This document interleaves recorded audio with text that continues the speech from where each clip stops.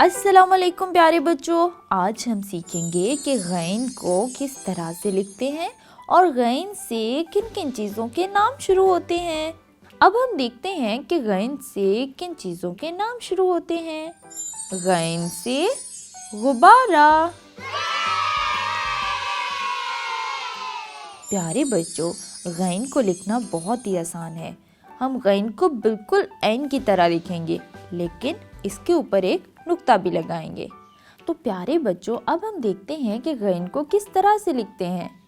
हमने सबसे ऊपर वाले नुक्ते पे अपनी पेंसिल रखी और इस तरह से एक छोटा सा खुली शक्ल वाला सर्कल बना दिया और फिर एक बड़ा सा खुली शक्ल वाला दायरा बना दिया और इसके ऊपर एक नुक्ता लगा दिया।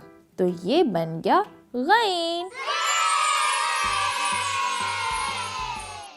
बिल्कुल इसी तरह से एक और गैन की मश्क करते हैं। सबसे ऊपर वाले नुक्ते पे हमने अपनी पेंसिल रखी और इस तरह से नुकात को मिलाते हुए हमने एक खुली शक्ल वाला दायरा बना दिया और फिर इन तमाम नुकात को आपस में इस तरह से मिला दिया और इसके ऊपर एक नुक्ता लगा दिया।